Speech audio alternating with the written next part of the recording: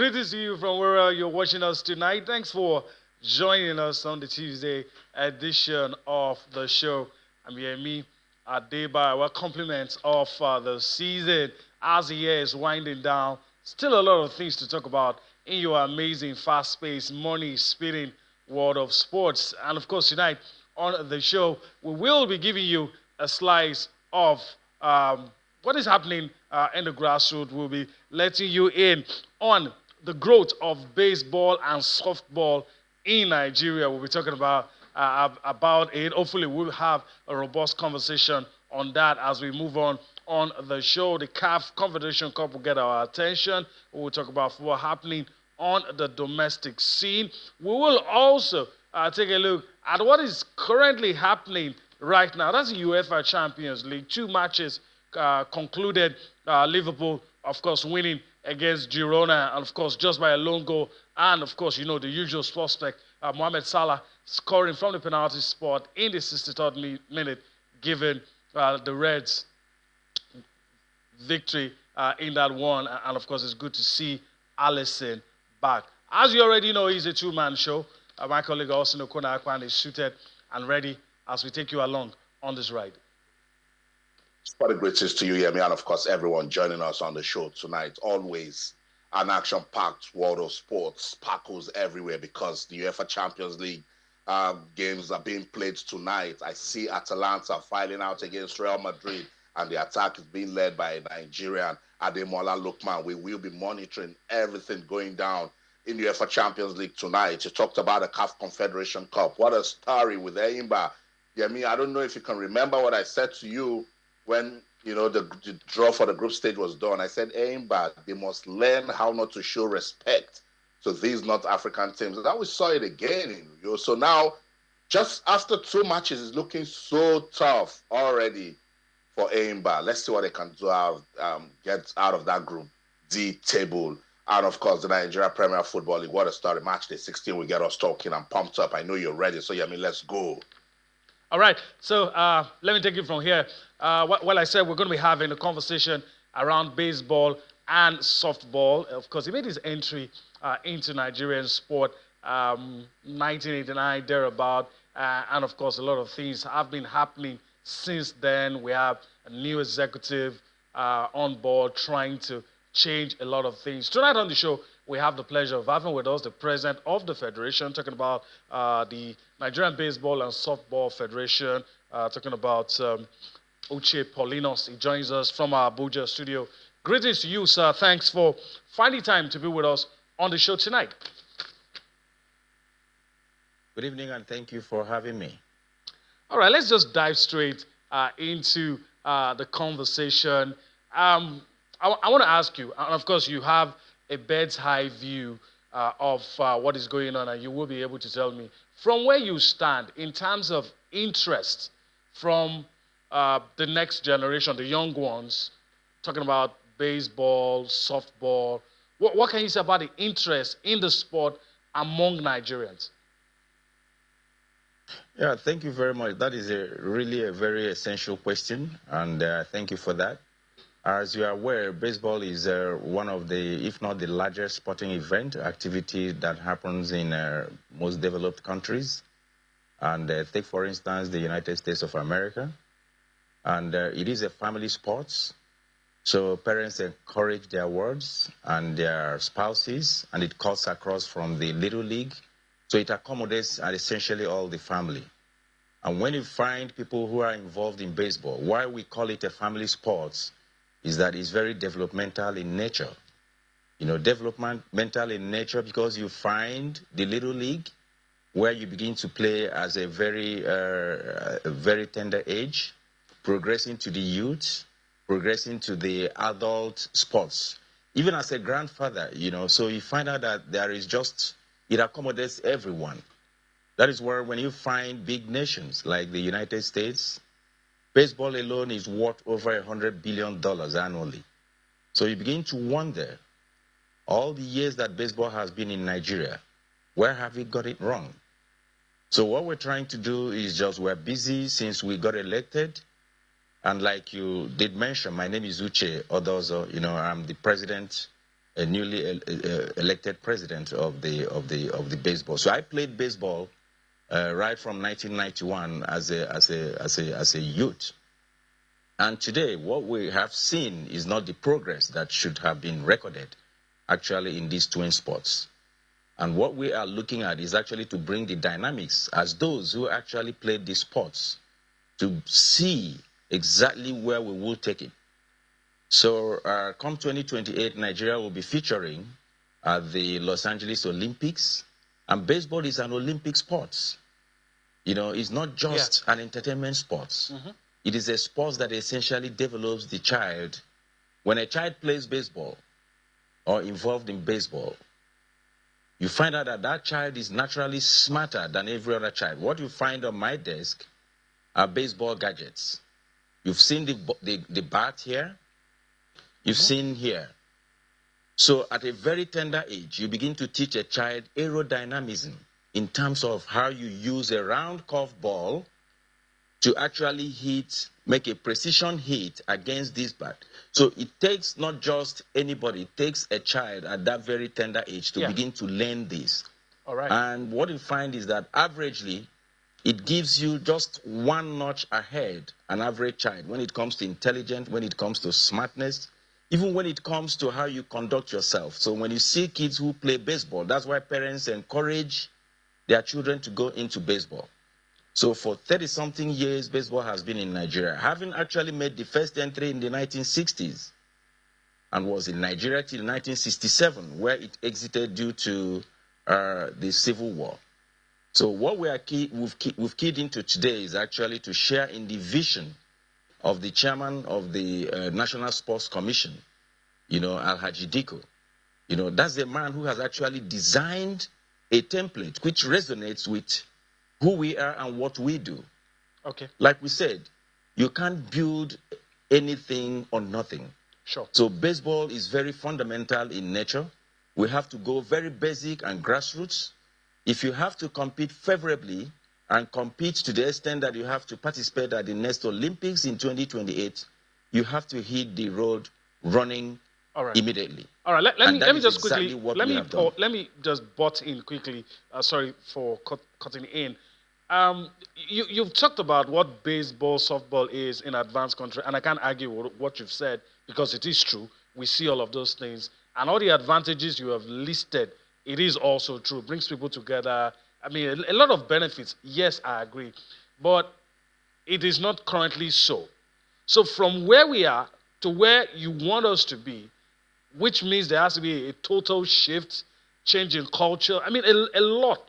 So how do you think it will be easy? And I mean, you sound very ambitious. You're already talking about Los Angeles and some of the things I've listened to you say. You've talked about how to bring change and all of that. So how do we get from where we are to that point where we start talking about things like the Olympics, where we start talking about, that shift from how we perceive these sports to what we can gain from participating in these sporting events?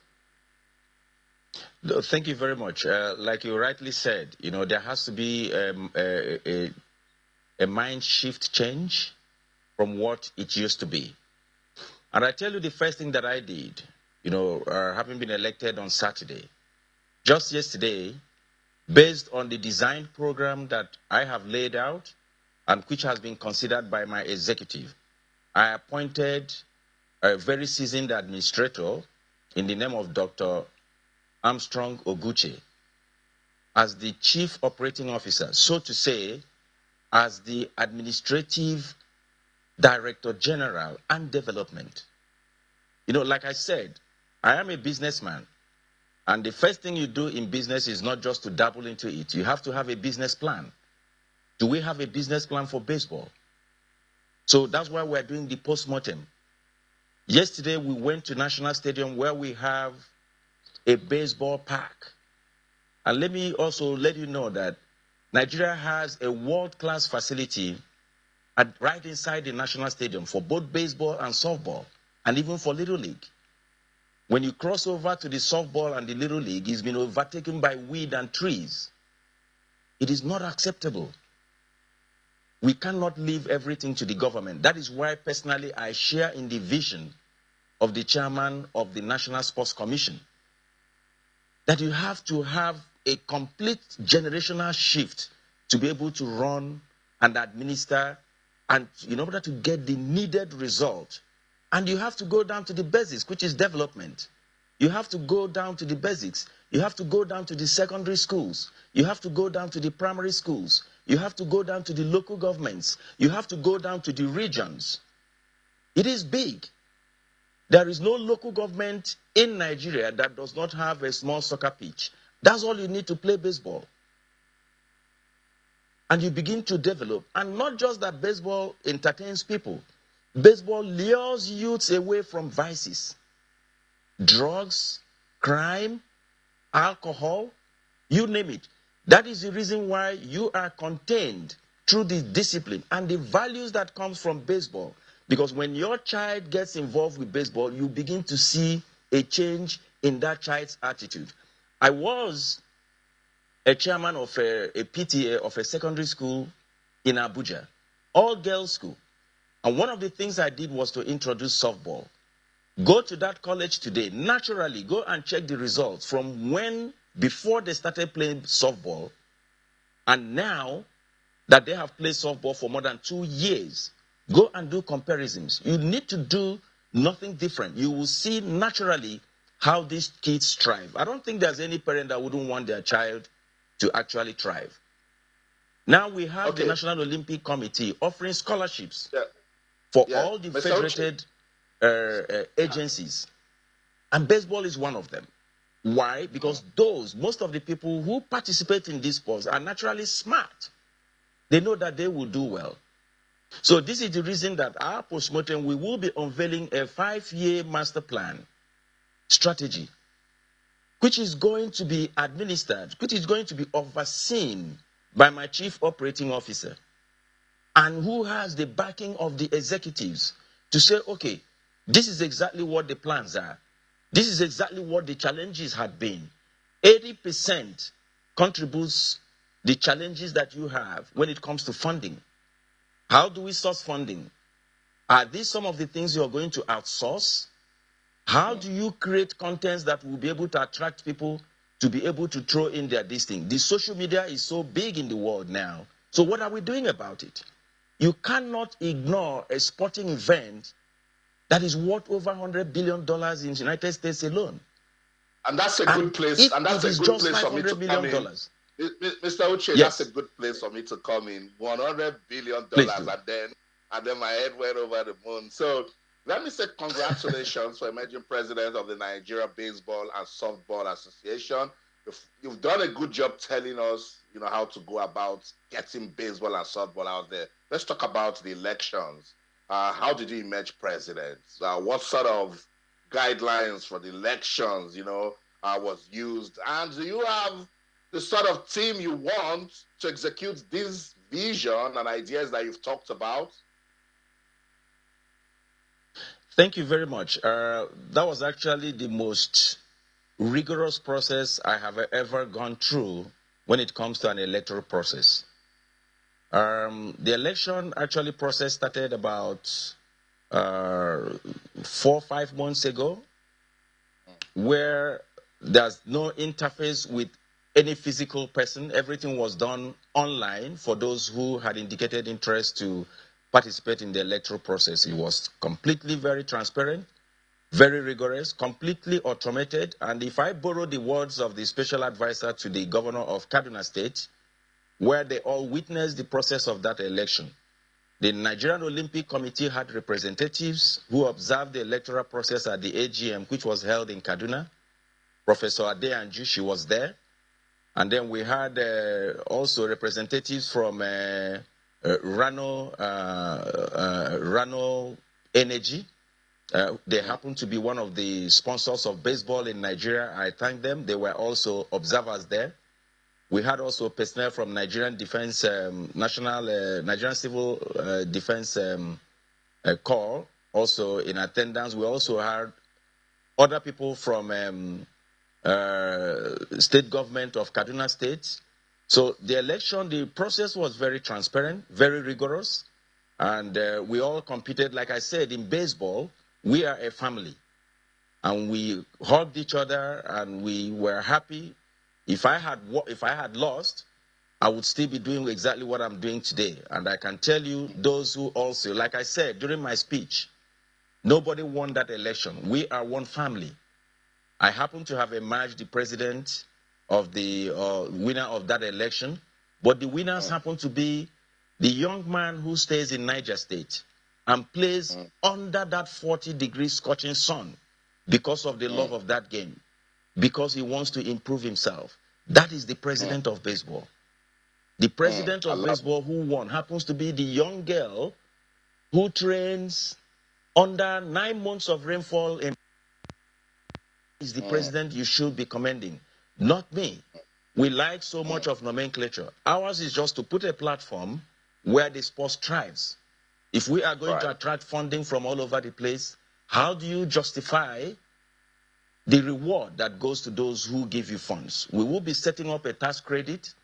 We will be meeting with the Nigerian, with the Federal Inland Revenue Services to be able to develop a tax credit. We have a formula that we want to deploy. So the election, like you asked, was completely very transparent. That is why today there is nobody contesting it. I didn't know that I was going to win. I didn't know that I was also. So everybody was just there. So, but for all those who won and all those who lost, we hugged each other. We are a family. We don't get angry.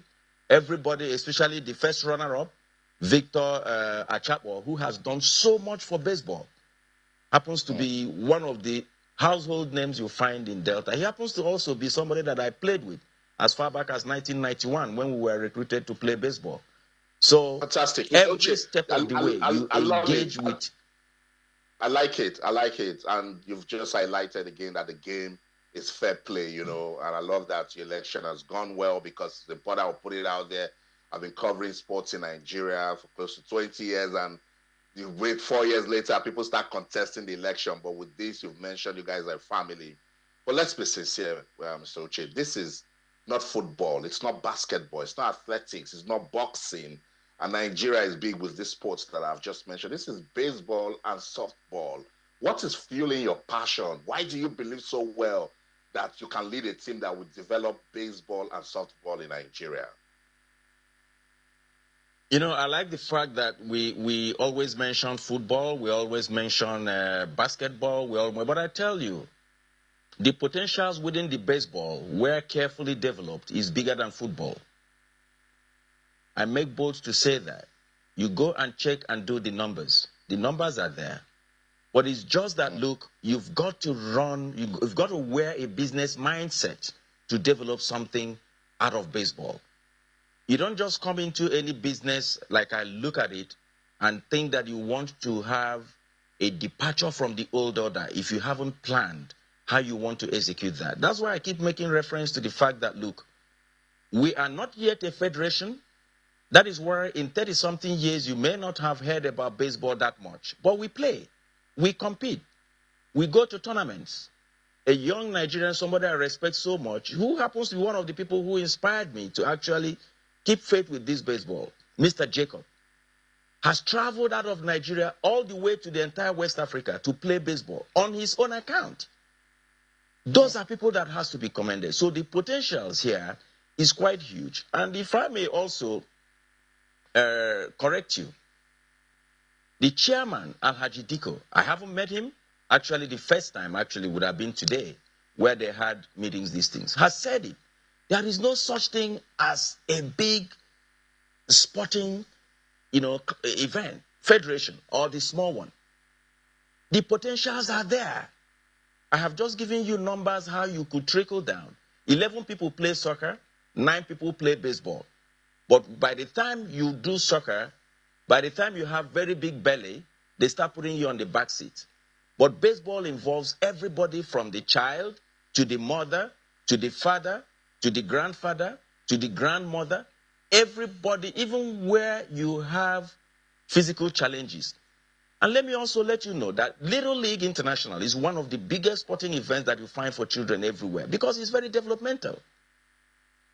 We do not have to shy away from that. It's just that maybe the states, the pro operators, but I give complete huge credit to Professor Ndio Kereko Nyuke, who actually mentored some of us, who took us off the streets to put us into baseball and taught us a lot of things we know today. General Shola Williams is a household name. These are two brains that have kept these sports alive. All right. What are the states doing? How do we empower the youths? In the North, we have a separate program we are designing for the North. Softball is the friendliest sporting event that you will find for an average young Muslim woman. Okay. Go and check this thing there. All right. Because we are one sport that we dress top, bottom. Okay. So the potentials are bigger than I'm football. sorry, I might have to butt in. Differ than where you have an indoor sports club like your basketball. Okay. All right. I mean, I wish we had more time, but that's much want to take. Mr. Uche Paulinus, want to thank you for your time. Hopefully, we can have this conversation some other time.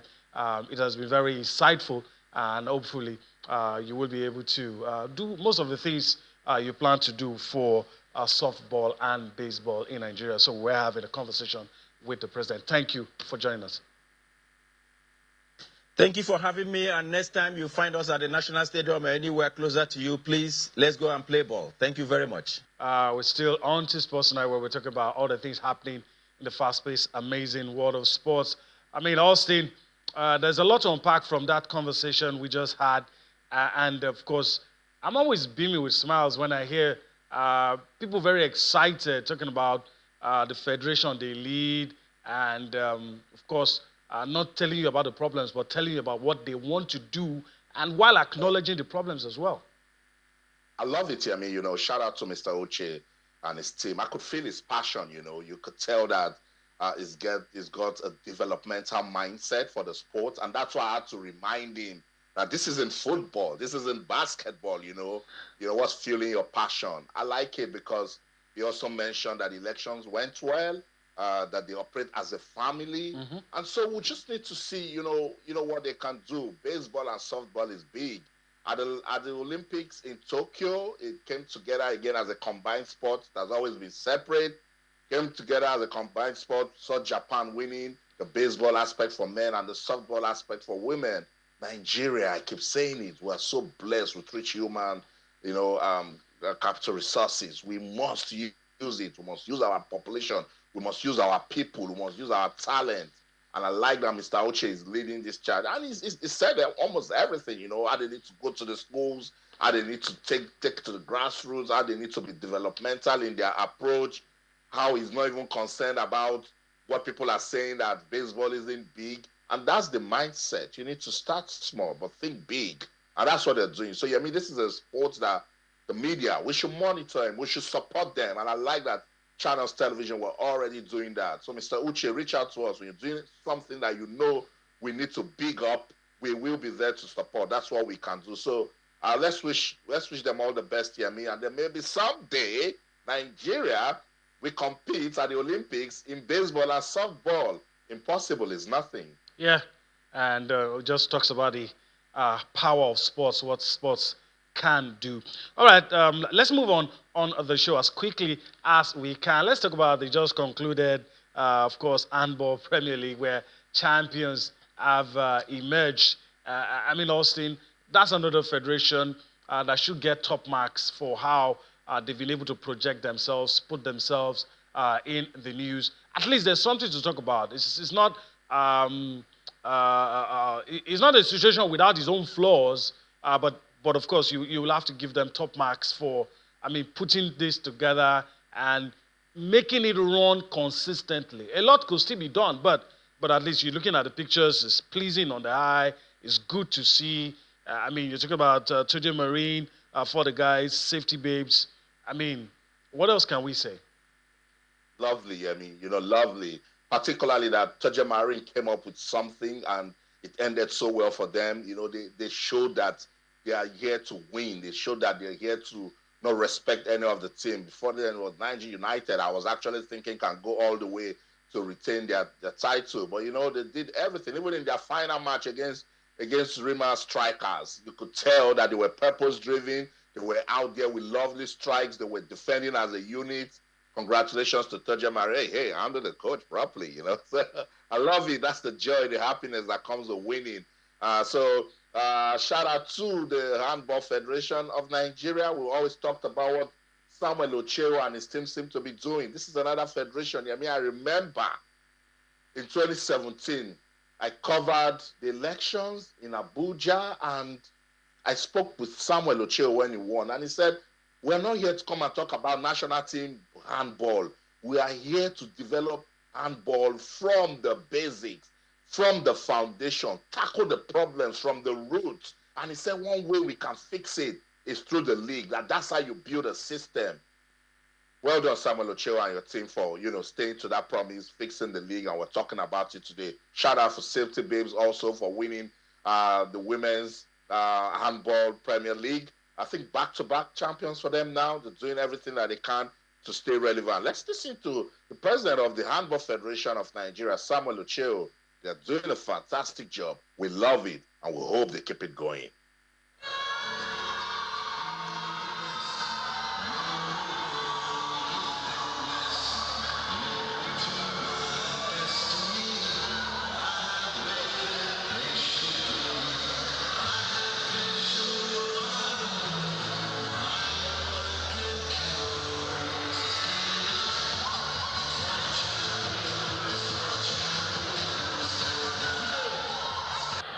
It's a great pleasure to witness what is happening today.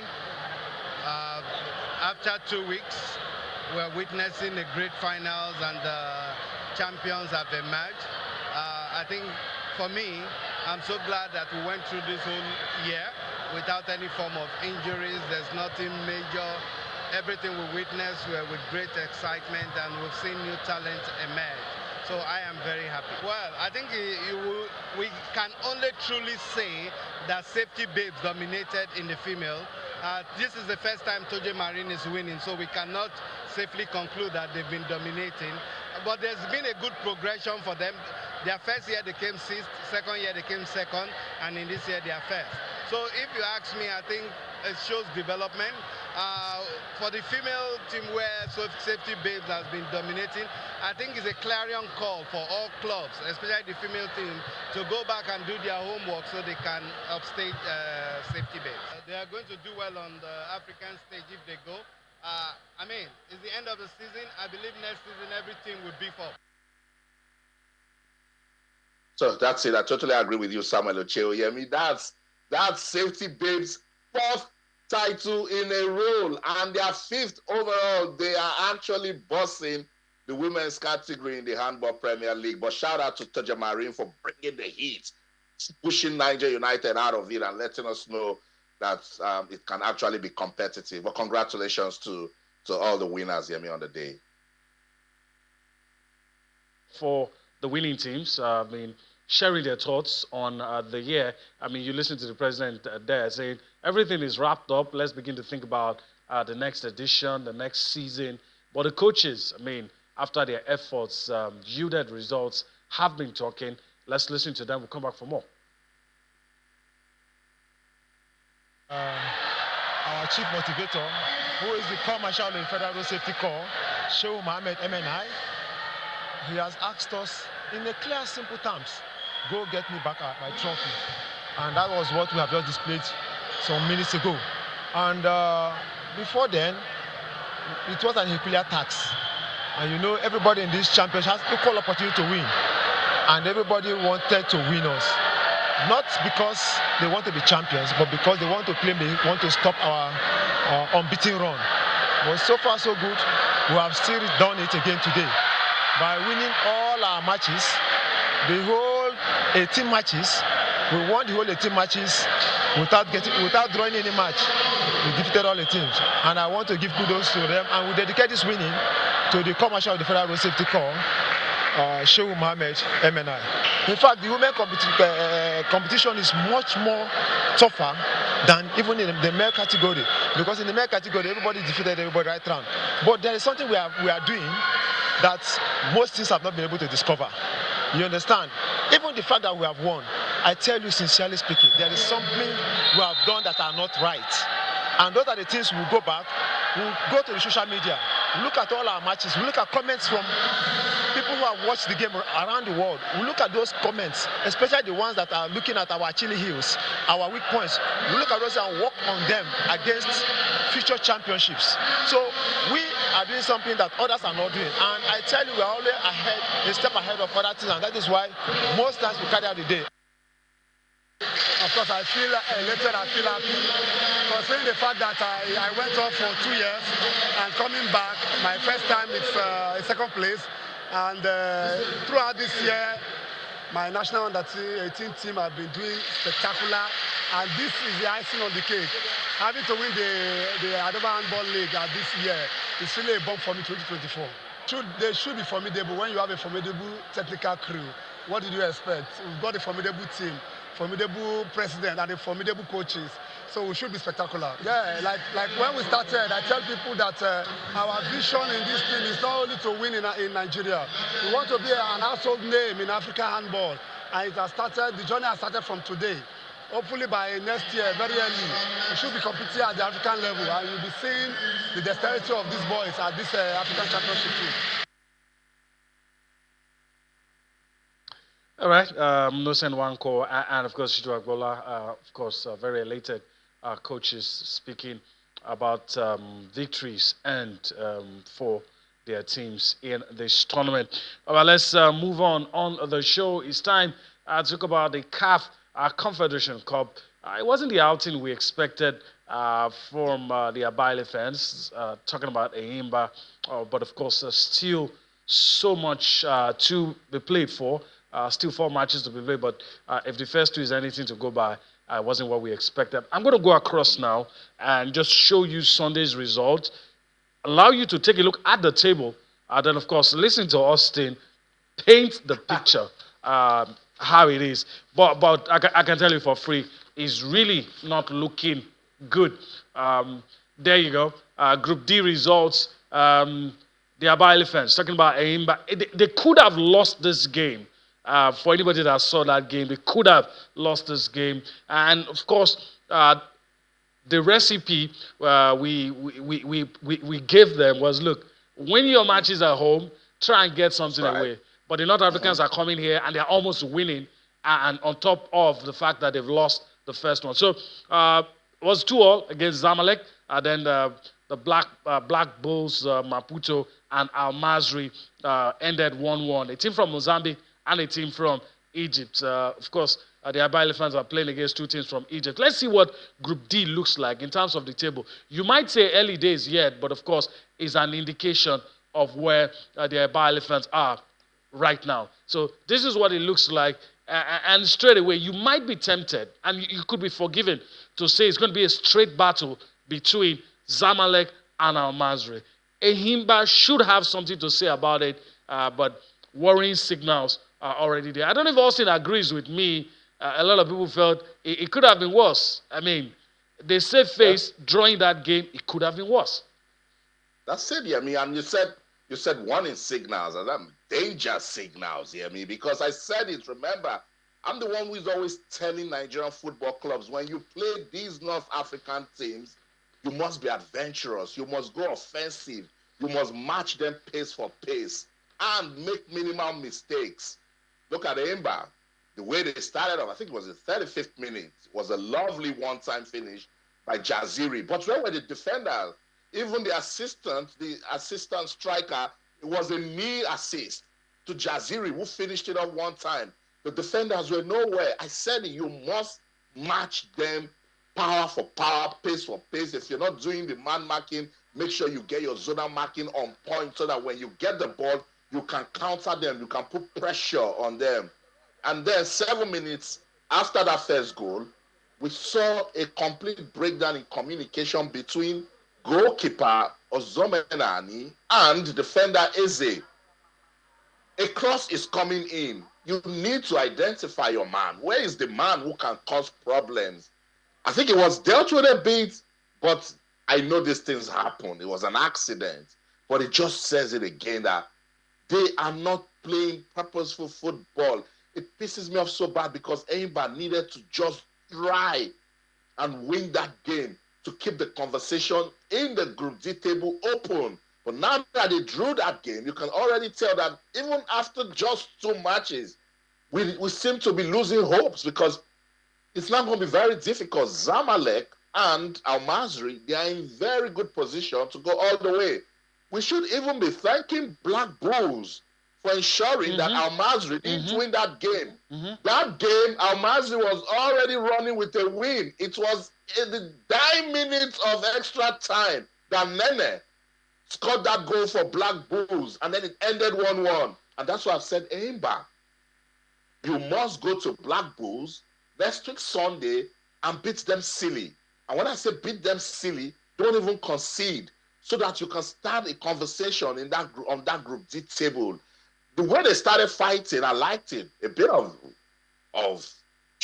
fortune here and there, but I don't care. If they had played that sort of football at the start of the game and at the beginning of second half, then they probably would have gone on to win. But they gave Zamalek too much space to express themselves, and they got paid for it.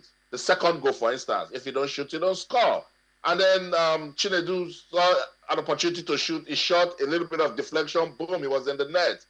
They must document these lessons learned, Yami, and make sure that when they play Black Bull, beat Black Bull, when you go to play Al-Masri in Uyo, beat Al-Masri, that is the only thing that can happen for him by now. They cannot afford to drop any more points on that Group D table. Yeah, they can't afford to do that. I mean, just to add my 2 cents, it's good that these 2 teams will go now and cancel themselves out. That's right. If Eimba can pick 6 points from Black Bull, they should be able to stand a place where they can pick the pieces from whatever happens between Zamalek and Al-Masri. And I'll be hoping, since Al-Masri have dropped points, Al-Masri are coming here, I'll be hoping that Al-Masri gets to be the one that receives the shorter end of the stick, so that Eimba will be able to catch up with them. I mean, that's the only way it's going to favor them. If it doesn't happen that way, I don't know what to say. But let's quickly... I think you need to back that up with some prayers also, because when I saw with Black Bulls, the way they took the game to Al-Masri, I said, this is what I'm talking about. Put the game to your opponent, particularly when you're playing at home. But it is what it is. Oh, good. Yeah, it is what it is. All right, let's move on quickly now and talk about the Nigeria Premier Football League. Let's show you what happened over the weekend and show you the table. And probably that's where we're going to be wrapping things up because of time. But let's see how far we can quickly go. Matchday 16 results. Promise Keepers, first team we're talking about. Aqua United played a 1-1 draw with Bendel Insurance plus United. Defeated the Nazi Millionaires. We're talking about Heartland. Kano Pillars had a slim 1-0 victory over Casina United. Abia Warriors defeated Niger Tornadoes 2-1. Bayelsa United, of course, defeated Ikorodu City 1-0. I'm hoping it's not a return to the days they've been losing. Rangers International beat Rivers United. I'm very sure Austin will have a thing or two to say about this. Did he live up to the hype? Remo Stars beat El Kanemi, and you know whenever Remo is playing at home and they win, they get back to the summit. Nasarawa United 1-0 victory over Lobby Stars. Then Shooting Stars in the Southwest Derby going away to pick all 3 points against the Akure Gunners. We're talking about Sunshine Stars here. And so these are the results. Let's see if we can quickly take a look at the table so that we can just quickly match up everything we're going to say. Probably start with the top 4 and go to the bottom 4. But it's interesting. There you have it. Remo Stars, Rivers United, Rangers International, and Ikorodu City. I mean, Ikorodu City can still afford the luxury of a loss and still be in the top 4. That shows you they've come a long way. I think I have to agree now that maybe they've turned the corner, even though I'm a bit... But in the bottom 4, I mean, these are teams you don't want to be seeing. These are teams you want to be in the top flight. Sunshine Stars, Bendel Insurance, Aqua United, Lobby Stars. I don't know if I can say early days, but it is what it is. Austin, I mean, look at this. What can you say?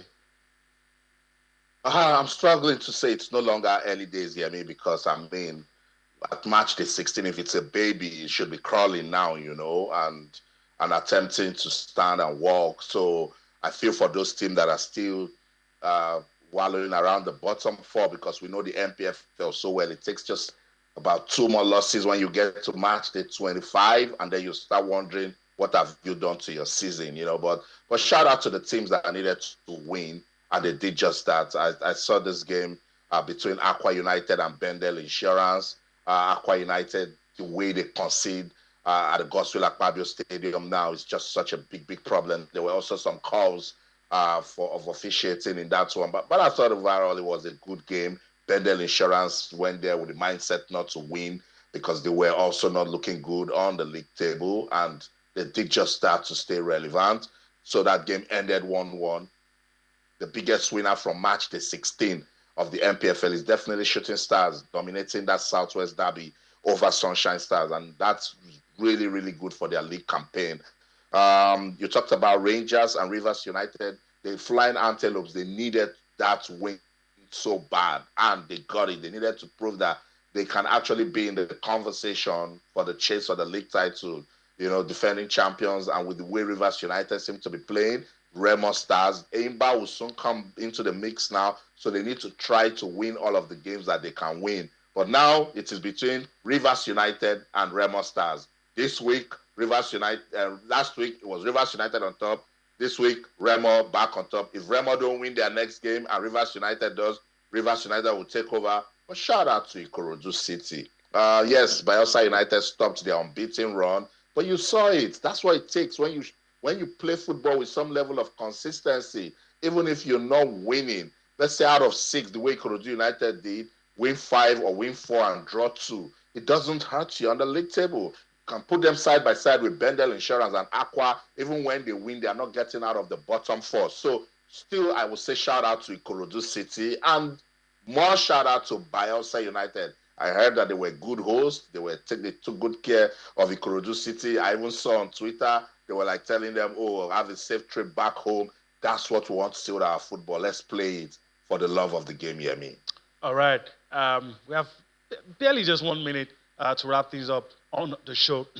Austin, I know you've been furiously refreshing your tab. And of course, I mean, just fill us in what is happening across Europe in the UEFA Champions League. Let's see if we can do that in about 40 seconds and talk about the games for tomorrow. 2 games already concluded, some currently going on. I know you already told our viewers that Girona lost that game to Liverpool. It was an important win for the Reds, but it's Atalanta 0. That game just about to get into halftime. Atalanta 0, Real Madrid 1, and the man that every Real Madrid fan wants to start scoring scored the goal, Kylian Mbappe, with that important goal for Real Madrid. So they will probably take the lead into the break. One team that has done so well and got everyone talking this year in the UEFA Champions League is Brest, and they're doing just that. They lead 1-0 against PSV Eindhoven. The game between Bayer Leverkusen and Inter Milan is goalless. It's Club Brugge 1, Sporting 1, RB Leipzig and Aston Villa. That game is also 1-1, 44 minutes played. Paris Saint-Germain, they're doing a good one over RB Salzburg. It's 1-0 in favor of of PSG. Okay. And then it is Shakhtar Donetsk 1, Bayern Munich 1. Also that game just approaching halftime. All right, let's quickly reel out the fixtures for tomorrow as we prepare to wrap things up on the show. And it's right here behind me. Wednesday's fixtures: Atletico Madrid up against Slovan Bratislava, Lille up against Tom Graz, AC Milan we take on Red Star Belgrade, Arsenal will take on AS Monaco, Benfica will take on Italian side Bologna. These are the fixtures for Wednesday. Interesting matches to look forward to seeing, and hopefully we'll see fireworks in that one. All right, Austin, that's much we can take. We have to go, and hopefully we'll be back later on to talk about some of the happenings in some of these matches. Definitely we'll be back. I just saw the goal scored by Kylian Mbappe. I mean, a lovely one touch to take out his defender, and then he finished to score his 50th goal in the UEFA Champions League. That's the show in London. I'm Austin Okonakman. In everything you do, remember, keep talking sports. Bye for now. Well, it's a wrap here in Lagos. We want to thank you for allowing us into your homes without knocking. It's a privilege we will never take for granted. I'm Yemi Adebayo. Bye-bye now.